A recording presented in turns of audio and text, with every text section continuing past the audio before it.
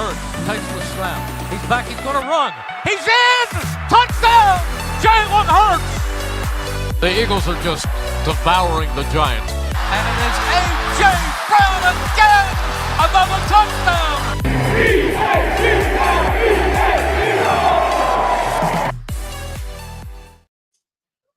Hey, welcome to a very late post-game show with the Link lineup. I got Bryce, you got me, and the Eagles beat the Rams 37-20 to move on to 9-2 on the season. They won their last 7 games, and what a ride it's been! What a ride it's been. So before we start, let's talk about the bad news first. Let's get the bad news out of the way.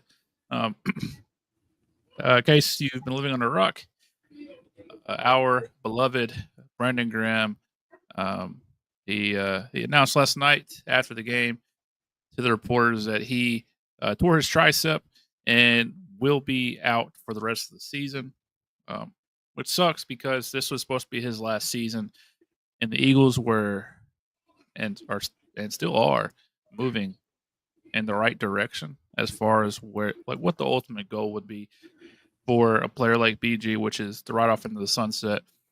But he tore his tricep. He said that he got chipped, and he said he felt a pain in his arm, and he said it's normal because he said he pushed his players around all the time, and then the pain just kept on lingering, and so he said he's out for the year, which is sad. It's very sad, but I'm sure this isn't the last we've seen of BG. I don't want to guess if he comes back or not because he's not going to make that decision now. But it sucks. Bryce, what do you think the Eagles are going to do at the edge position? It's kind of tough, really. They're not in a good spot right now, especially depth-wise. But I think this impacts a lot more because of just the person and the leader that BG is. Whoever you replace with him is not going to be able to fill the role that he did. And let's not even take into account that how well he's actually been playing this year. His best game last night. For somebody who's 36 years old, he's reached expectations and went well on above them, in my opinion. I don't know how you felt last night, but it's a kind of funny story. I was just trying to watch Yellowstone after the game, sitting there kind of waiting, and mine and Shelby's phone went off at the same time. I looked over at mine first, and I just kind of looked at her, and she immediately knew what it was before she even looked at hers, and she actually started crying. I was almost brought to tears. I kind of actually turned Yellowstone off, didn't even finish it. I just went to bed, and I laid there for probably a solid 20 minutes, just kind of staring at the ceiling. And listening to the post-game press conferences. He means a lot to this team.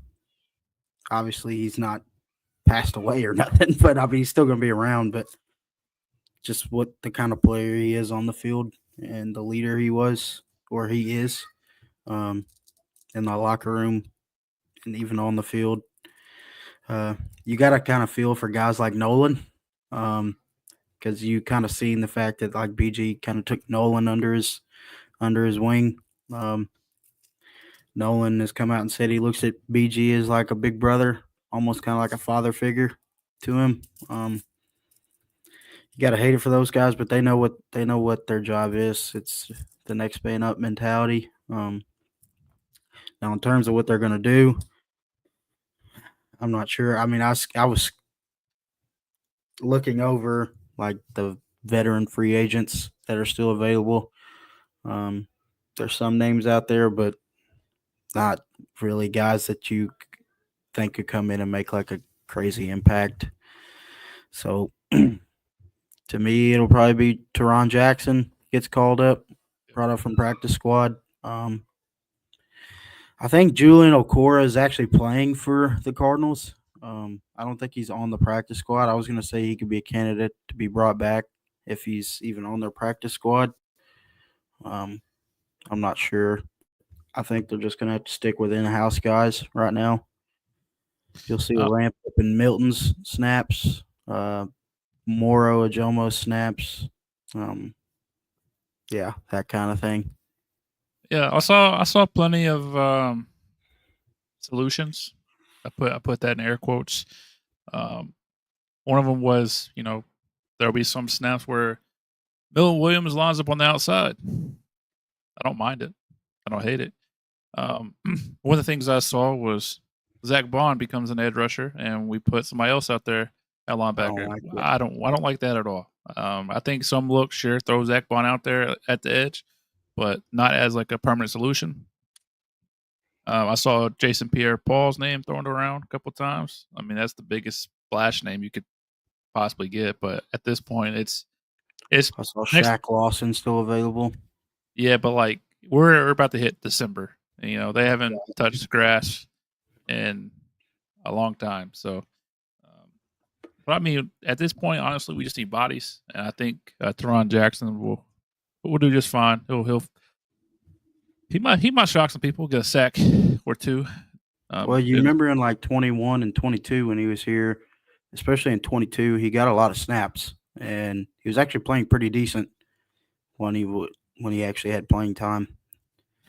Yeah, it just sucks that Howie didn't make a trade at the deadline. That kind of bit him in the ass. Yeah, but like he trusted his guys, and I mean we did too at that point. But it's an unfortunate timing with Bryce Huff going on IR with his wrist injury, and now BG will be on IR with his torn tricep. But I hope the last thing I'll say about it is I hope that this isn't the end for BG. The only way I'd be satisfied that it is the end is if we win it all and he gets to walk out with the trophy just like Jason Peters did. But I don't want this to be the way he goes out. I think BG deserves more than this, but I know he's going to embrace his role as a leader, and I know he's going to do a fantastic job keeping them boys ready to play. But yeah, so let's talk about the last night now. Besides BG, let's get a little bit more positive. Man, Saquon Barkley is pretty good at football, isn't he? That's obviously the biggest story. Yeah. That's if you turn on the TV at all, that's what you'll see on all sports channels, all sports networks. That Saquon's pretty good at this thing called football. But we'll get to him obviously in a second. We like to have structure on the show, so let's start with Jalen. And then we'll go by positions, and then we'll talk about just plays that stuck out to us. So, in case you weren't with us at the halftime show last night, we thought that Jalen was playing okay, and I still think that Jalen had a good game. He's kind of turned into a game manager at this point, but I mean, it's hard not to be a game manager whenever your running back is rushing for 9.8 yards per carry. But I mean, he didn't do anything bad. He didn't do anything terrible. He missed that throw, Dallas Goedert, that would have been negated anyway. But it looked like when you watch all 22 that Lane Johnson got pushed back, and it kind of affected his platform. So overall, I'm not disappointed with Jalen Hurts. I think he's become one of the better quarterbacks in the league. He's not very splashy per se, but he does his job. He does it well. What do you think about Jalen Hurts? I think he played well. First couple series, he was balling really. Especially the first drive. And then things got kind of wonky there for a minute in the second quarter. But I mean, he stayed with it. You can't really ask much more of him, really. He's making the most of the opportunities he's got right now. I thought the sack that he took was kind of on him. He probably should have threw that away, but through the game as the game went on, you saw him progress through reads, step up in the pocket, and throw it away at times when he absolutely needed to. It kind of shows you that he's getting better each and every week.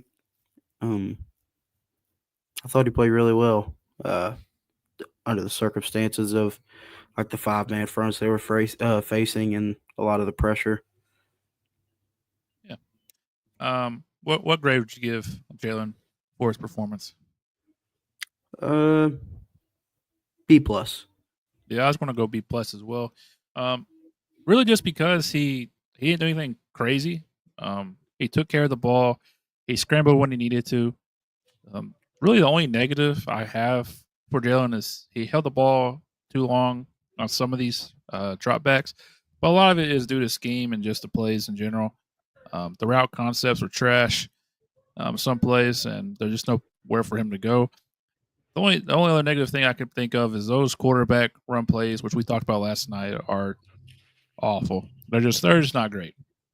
But overall, I think Jalen Hurts is doing what he needs to do. And I think at some point, he'll answer the call whenever it's his time, and he'll make a play. And I'm excited to see when that happens. Let's move on to the rushing attack. Saquon, of course, led the way. 26 carries, 255 yards for 9.8 yards per carry, 2 tuds, and he had his longest rush was 72 yards. We caught it at halftime. We said he's about to break one off. We didn't know he was going to break off the first play of the scrimmage after the half. And we definitely weren't going to call he's going to do it again later in the game. It just looks like Saquon's having so much fun. And he looks so good. He looks so good. He looks fast. It's just crazy to me that he's 27 years old. He's up there in running back year age, but he looks like he's the best running back in football right now. He looks like he's the best player in football. I can't believe what we're getting out of him. Now, I knew he'd be a upgrade from DeAndre Swift. Just based on, pedigree. He's a bigger guy. He's going to break more tackles than DeAndre Swift. I didn't think we'd get this, though. I don't think anybody thought we were going to get this. I know he broke Shetty's record from the Snow Bowl for most rushing yards in the game with 255. He's going to break I don't know if he has already or he's just about to. But he's going to break the Eagles as long as he stays healthy. He's going to easily break the Eagles season's single season record for rushing yards in a season, and he's on pace to break the all-time single season rushing record. Yes, he has an extra game. That's always going to be the asterisk if that happens. But there's also a chance that he just goes off and he can do it in 16. But obviously, he doesn't care about that. I know he does, but he says he doesn't. But man, he is so fun, man. He's quick. He's like very decisive when he cuts. He knows where he's going to go ahead of time. And then let's not forget the guys up front. Every play you watch, like Mekhi Becton, Cam Jurgens, Landon Dickerson, Jordan Mailata, Lane Johnson are all getting to the second level and just absolutely bullying smaller guys, and just paving the way for Saquon to have these big holes.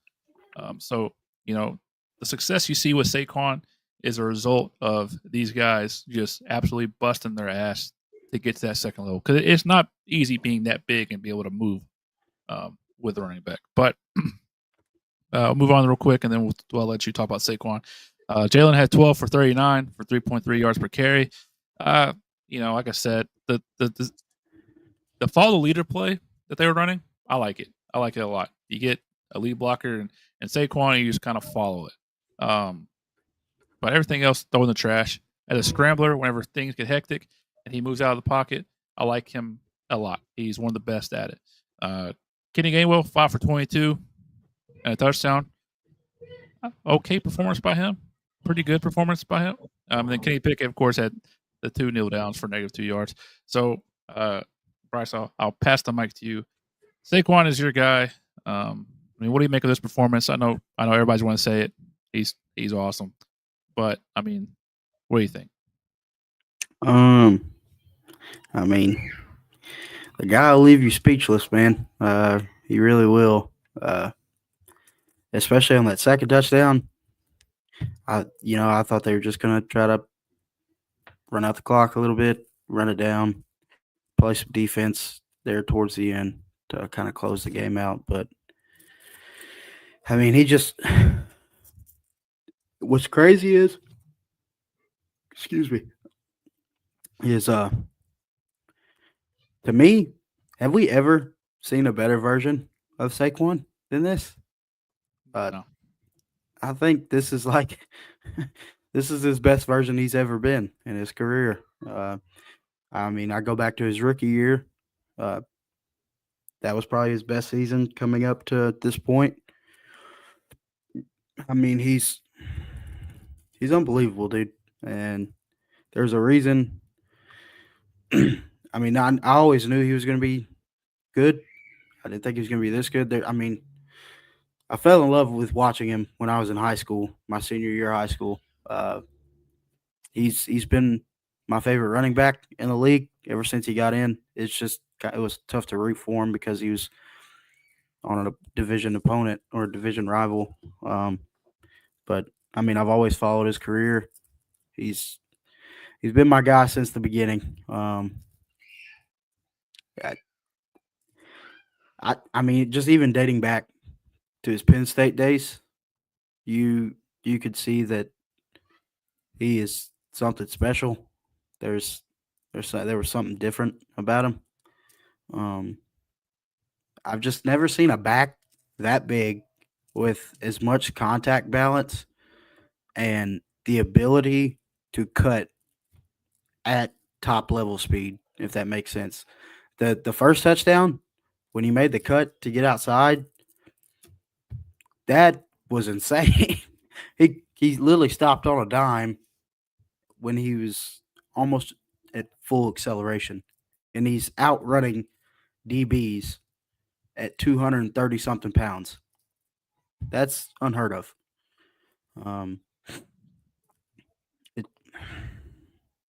Is he? I think Rube and Dave were kind of talking about it. I think Rube was talking about it. He said Rube brought up the point. He was like, he might be the best football player I've ever seen. He's like, I got to watch Reggie. He said, obviously Reggie is is right now probably the best. He said, but Saquon is probably number 2. He said he might be the best football player I've ever seen play. And that's not a far stretch, to be honest, especially from that running back position. You go through some of the all-time greats at what they were good at. LaDainian Tomlinson is one of my favorite running backs to ever watch. AP, Walter Payton, Jim Brown, Barry Sanders, Eric Dickerson. The list goes on and on of just like all-time great running backs. Saquon is doing some of the things in his athletic ability. Like when I say God gifted him, he's one of God's greatest gifts. Like the sheer athleticism. It's the truth. I don't think in my lifetime I've never seen a back that big with that much speed. Yeah. I was thinking about it today whenever I was at work, and I got to witness, at least in Eagles history, I've gotten to witness like pretty good running backs in my lifetime. I witnessed Deuce Staley. I witnessed Brian Westbrook.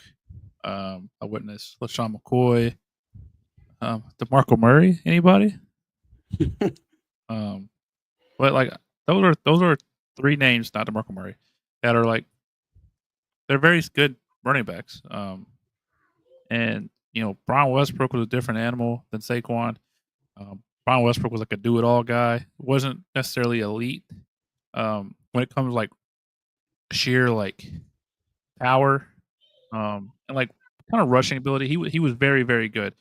His eliteness came from just being able to do everything. Jack of all trades. Jack of all trades, yeah. Yeah. LaShawn McCoy, we know what he was elite at. He is shifty. I mean, his name is cut on a dime. Bag work. Yeah. I mean, he is a different breed of running backs, but like Saquon is literally your All of favorite it your together. favorite power back of all time, and then your shiftiest, quickest running back of all time combined into one. Maybe not that far, but he isn't that far off. Dude, I wouldn't be opposed to say it. Bro, he Uh, rushed for 255 last night. I Yeah, mean, no. it's average 10 yards a carry. Yeah, no, I mean you're not wrong. It's just crazy. It really is crazy that we got to witness that last night, and we've gotten to see it all year long. This is probably one of the greatest seasons from a running back ever.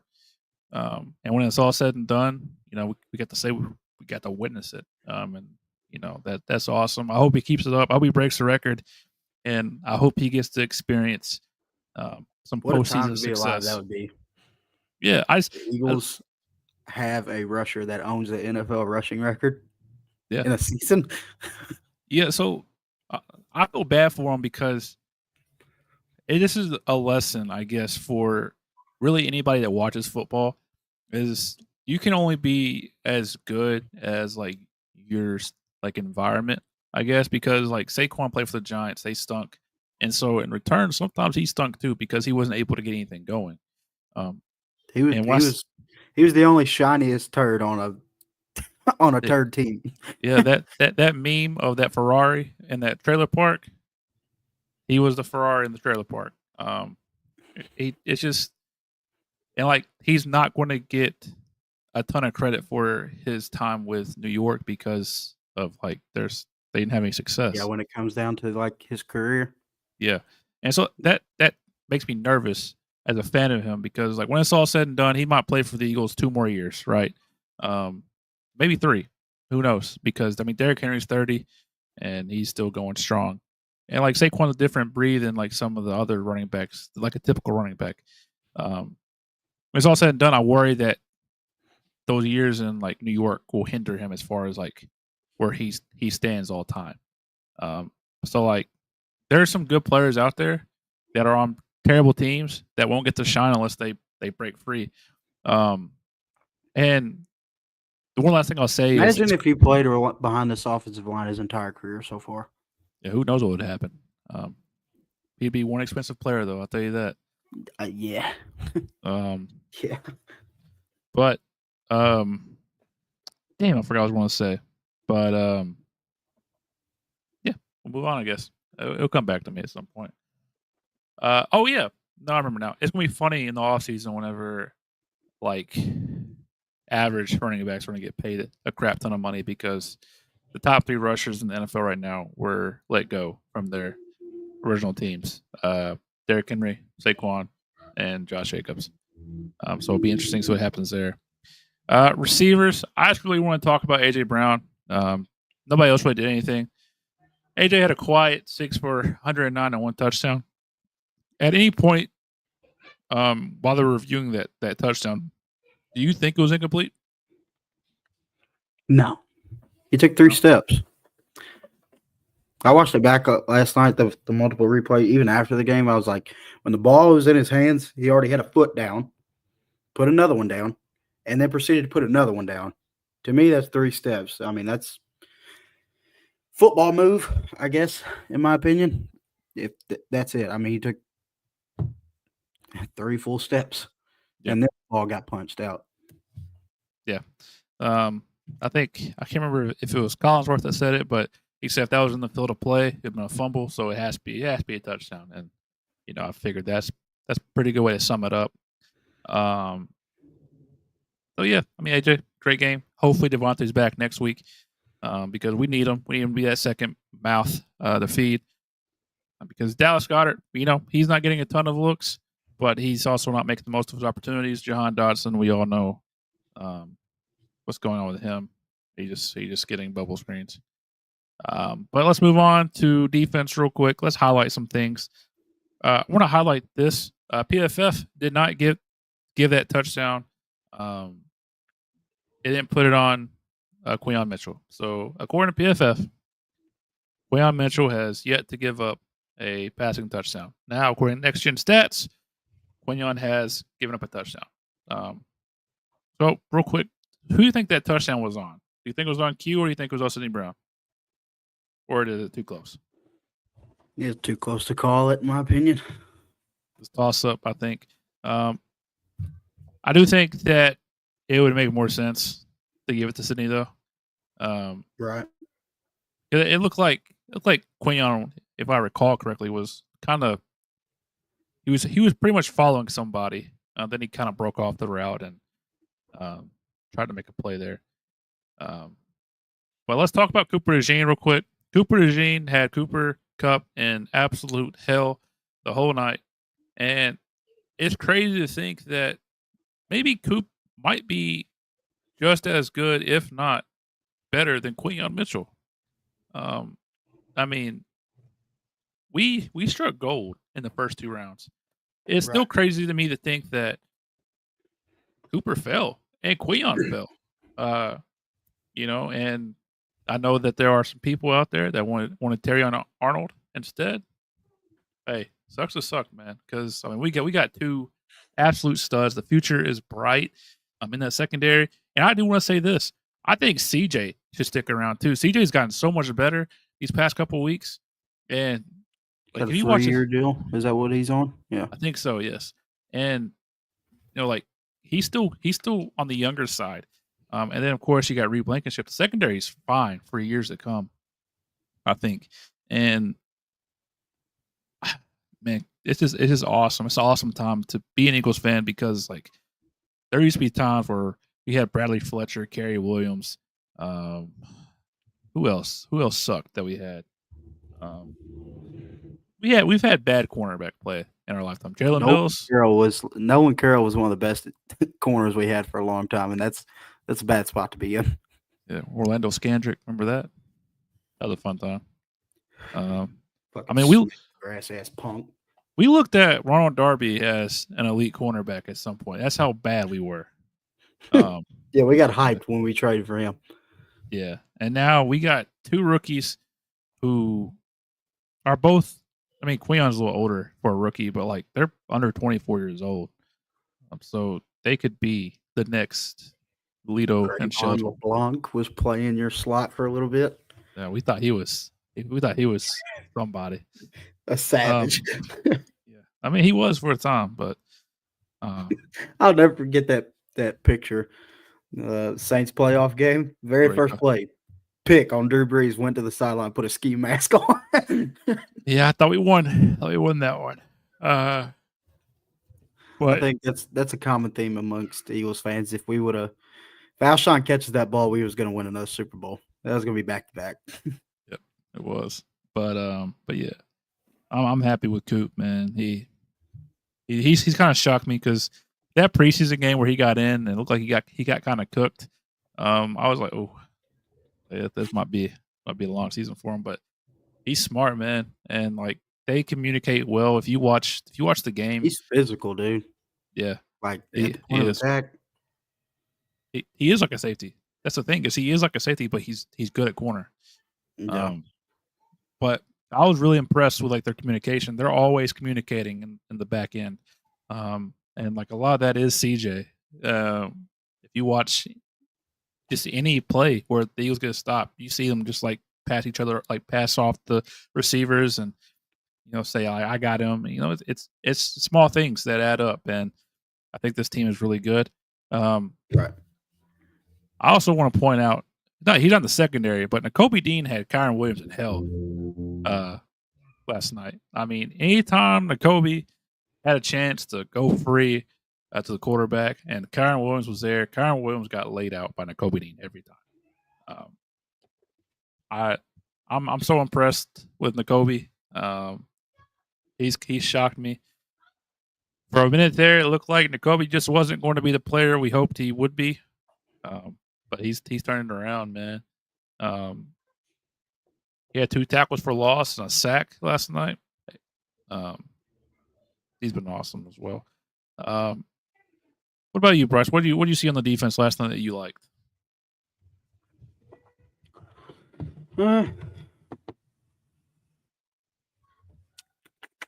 Milton. Yeah. I think Milton was balling. And I give a lot of credit to Jalen Carter for that. Yeah. Dude, he was getting held like no other.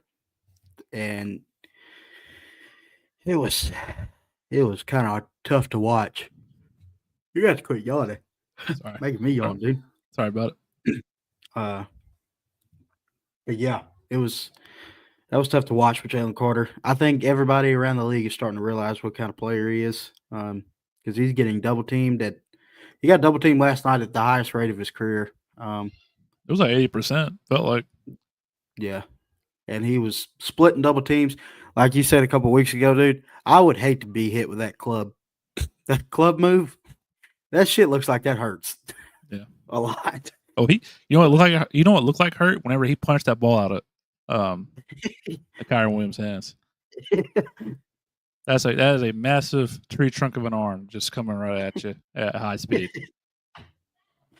But yeah, I give him a lot of credit for freeing up other guys. Josh Sweat, I think Josh Sweat played really well last night. He got banged up a little bit too. Ah, Jesus.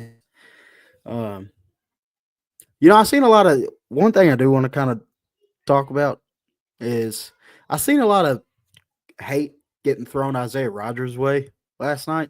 Dude, he's coming off the bench. He's not warm. He hadn't been playing.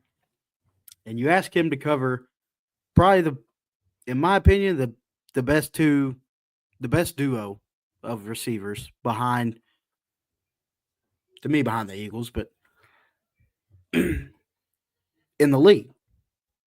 And got bailed out on that phantom ass pass interference. Yep. Not sure what that was. And the no call intentional grounding. Yeah. I mean, that's a big ask for him. And Isaiah gained my respect this year already. So whatever he does from here on out, I mean, especially like in those situations where he's just getting thrown to the wolves, like thrown in the fire, I'm not going to hate on him for it. Earlier in the year when he had to play because Slay was out, and this week he's probably going to have to play again. I mean, he's going to be your starting corner probably on Sunday with Slay having a concussion. I mean, I like Isaiah, man. I kind of hope they re-sign him. Yeah. I think it was tough coming. It's tough coming into that game cold, and then having to guard those two. So like, I'm not mad at him. I think he did what he could. And I mean, he kept on fighting. That's what you want, right? I think with a good week of practice, he'll be fine. I will say that I was listening to one of the shows from Fans First, the Eagles Pin Pull Network, hosted by Shane Half. He was suggesting that maybe you shut down Darius Slay for a little bit. That way he can get into the postseason healthy, because he's been taking a lot of hits lately. He's been getting hurt quite a bit here recently. It might be time to let Isaiah Rodgers play, and just in case you need him in the postseason, you get him you get his feet wet, and you get Darius Slay into January. But that's just something that I heard. I think it makes sense. But yeah, that's pretty much it for the defense. This is probably the best defense I've seen in a long time, man. And it's crazy because we came into this season and we weren't expecting this at all. I mean, you think about it, we had question marks on the D line. We had question marks on linebacker, right? We had secondary questions. And this team is like, will you say they're the best defense in the NFL yet? Yeah, for sure. I would throw. Who else has been playing at a pretty high level? The Packers defense has kind of been playing at a high level, especially on their back end. I texted you last night during the game, and I said, the way they're playing right now and the way the whole team is clicking right now, There's not a team in the NFL that they couldn't beat. I would stack this defense up against anybody right now. I mean, we got a good test on Sunday. Probably the best test we've had all year up until this point. So, I mean, I guess we get to see a good measuring stick where we're at. Right. But still, to me, there's no team that this team couldn't beat.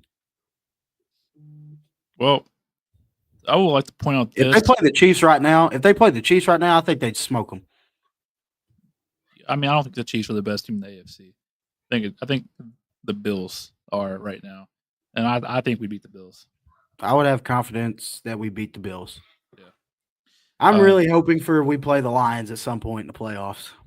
That would be a really good game to watch. It would be. I do want to say this: the Eagles are playing very, very well, right? In fact, they're playing so well they're outgaining. I think the past 7 games, they've outgained their opponents combined by plus 1250 in yardage. Right, the next closest team is 500 yards. I mean, defense is playing phenomenally. The offense is running the ball at will, and then like Jalen's throwing the ball and making plays here and there. Like he's not being asked to do much, but he's very successful whenever he has to make a play. And I think let me you brought up a good point right there. I want you to sit back and think just for the next 45 seconds or so. Let's think back to all Super Bowl teams, like notable Super Bowl teams that wasn't the Chiefs right now, for one. Like, take away the Chiefs' past 2 Super Bowls and just think back to those teams. What did all those teams have in common that led them to where they were at and how they got there and were able to win? I think back to the Tampa Bay team. That Tampa Bay team had a good running back at that time. Leonard Fournette was really good. Playoff Lenny Carried them through multiple games in that playoffs run. They had probably the best linebacking core in that span of years.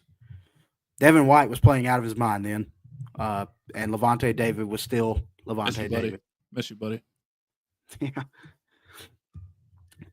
Think back to the Eagles when they went to, well, even in 2017 when they won the Super Bowl. Our defense was kind of shaky there for a minute, but once they hit that playoff point, that defense ramped it up. That defense was balling. Pass rush got there. Yeah. And they had a really good 3-headed running back option. So what I'm trying to get at here, running the ball and playing sound defense is still the winning recipe in football. Period. I mean, everybody you could ever think of that's won a Super Bowl has either had a really good running back and a really good rushing attack with a good offensive line, or they've had either a dominant defensive line or a really good secondary, or their defense was just playing unreal. You think back to the Broncos in 2015 when they won the Super Bowl. I mean, that defense is literally, that secondary was literally one of the best secondaries of all time. They have a name, no fly zone. That's what they were. They had Von Miller, Super Bowl MVP on that defensive line. I mean, it's still the winning recipe to football, in my opinion. Yeah, no, I agree with you. I think one of the things that I think is going overlooked this year is the way defenses are playing. They're trying to prevent the big plays in the air. So that's why I think you see quarterback play is kind of down.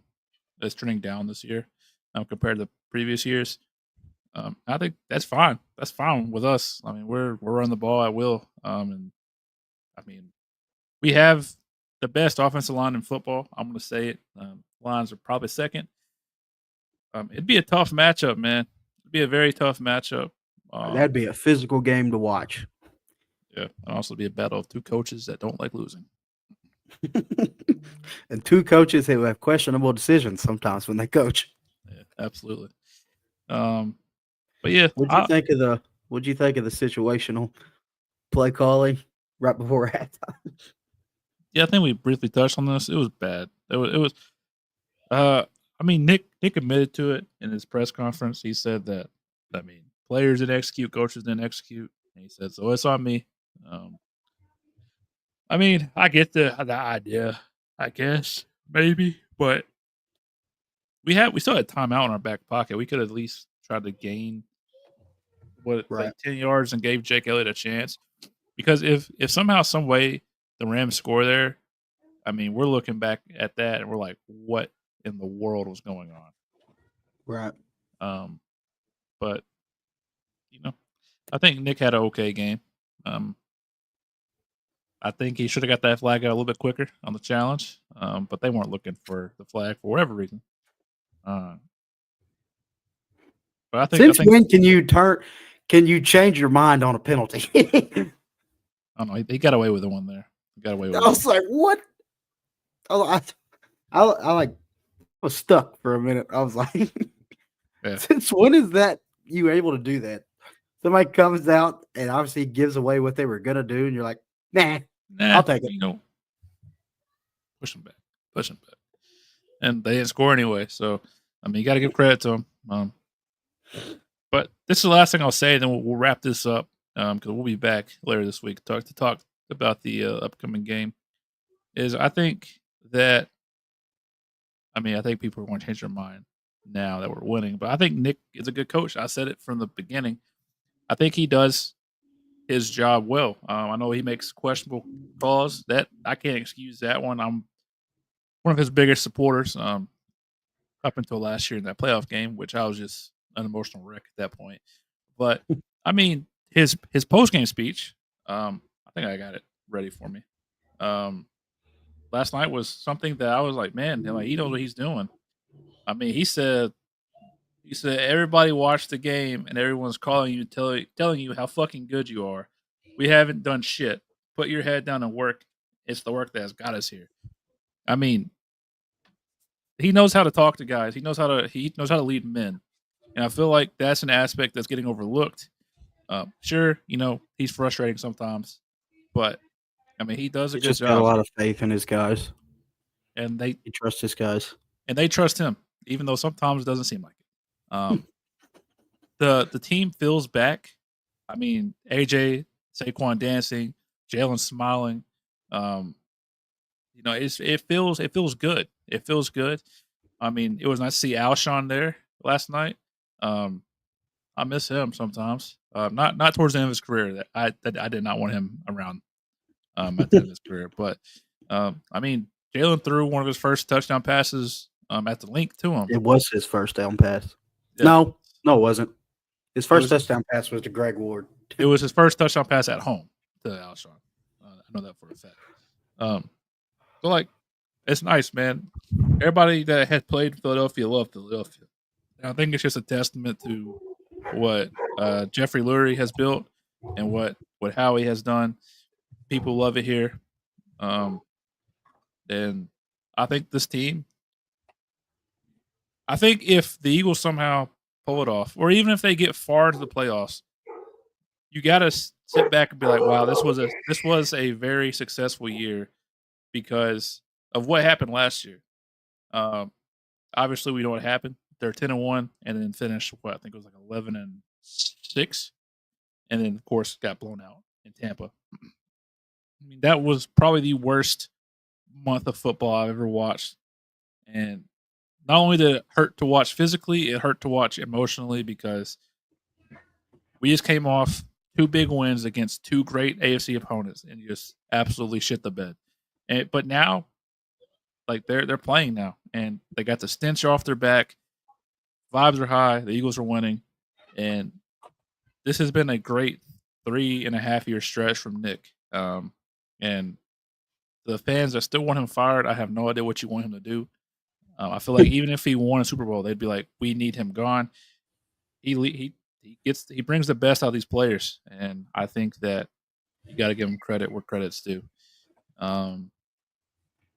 Anything you want to say before we wrap this show up? I honestly didn't expect to go on this long, but I've had fun No, talking about the Birds.